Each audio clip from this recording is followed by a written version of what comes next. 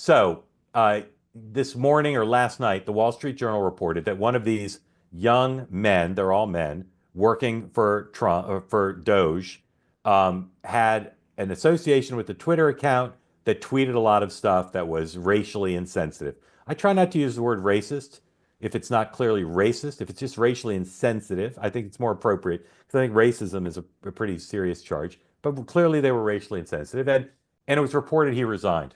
Well, Musk didn't want him to resign. Now, I'm curious about if he told Musk he was going to resign, or somebody told Musk this guy's got to resign or he'll be fired. But whatever happened, whatever knowledge or Musk had, or whether he signed off on it originally, he changed his mind, and he did a poll on Twitter saying on X saying should the guy be allowed to come back? Now, as you know, the right has been used as a rallying cry, and it's not a 0% reason why Donald Trump won. The backlash against cancel culture really impacted a lot of people. A lot of moms like Trump because of Maha, but a lot of moms like Trump because they don't want their sons living in a world where they can be canceled for one stray act.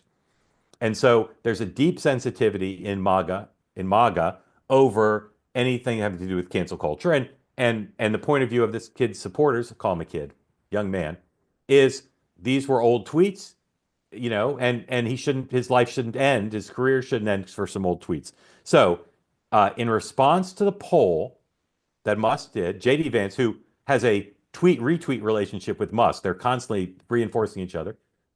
JD Vance tweeted this, number one of this series. Please put up. All right, here we go. Here's my view, JD Vance says. I obviously disagree with some of Ella's posts. That's the name of the young man. But I don't think stupid social media activity should ruin a kid's life. He's calling him a kid. That's probably what I was keying off of. We shouldn't reward journalists who try to destroy people, ever. So I say bring him back. If he's a bad dude or a terrible member of the team, fire him for that. Leave this tweet up for a second, please. So in the press conference, President Trump was asked, do you agree with J.D. Vance? And I can't remember if the question also included Musk, but I know it said, do you agree with Vance, who thinks he should be brought back? And Trump said, well, I'm not really familiar with the facts. Whether he was or not, that's what he would say. And then Vance was sitting right there. So he said, well, Mr. Vice President, what do you think? And Vance signaled, yes, bring him back. So Trump said, okay, I agree with the vice president. So now you got Musk and Trump and Vance all saying, regardless of the racially insensitive tweets, whenever they were, whatever they said, bring him back. Now, Khanna, one of the insensitive tweets was insensitive about Indian Americans, okay? Indian immigrants in the United States. Make that clear. So Khanna, who's been here before and is a very thoughtful guy, says, are you going to tell him to apologize for saying, quote, normalize Indian hate before this rehire? Just asking for the sake of both our kids. Because, of course, both Khanna and J.D. Vance's wife are Indian Americans. Their kids are Indian American, have Indian American heritage. If you're looking to say who fired the first shot, and what you're about to see is a pretty not peace, love, and understanding exchange between Khanna and Vance. Do you think Khanna's tweet is a shot, or do you think it's thoughtful and productive and good dialogue? I'm not sure. I think it's okay. So here's now what Vance says: for the sake of both our kids, grow up. That's a shot. Grow up to a congressman. I think I'm safe saying that. Racial trolls on the internet, while offensive, don't threaten my kids. You know what does? A culture that denies grace to people who make mistakes. A culture that encourages congressmen to act like whiny children. All right, now, leave this one up, please.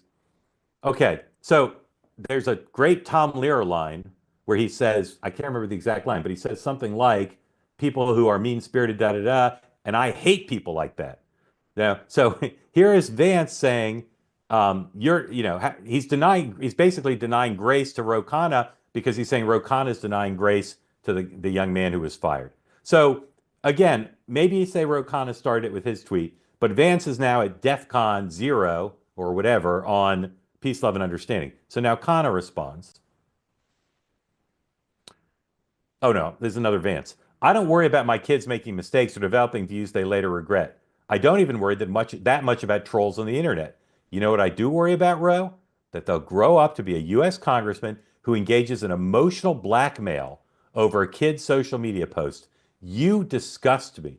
All right, again, whatever you want to say about Congressman Khanna's initial tweet, those two tweets to me take it to a crazy place because these are two I don't know them, neither of them all that well, but I know them a little bit. They're two lovely guys. They're very nice guys. They're not, they're not hotheads. They're just not. And yet these two tweets I find incredible. All right, another one from Khanna in response. Saying I am whiny and you disgust me may be your way of showing strength. Personally, I don't think you have to hurl insults or be mean-spirited to have a free exchange of ideas.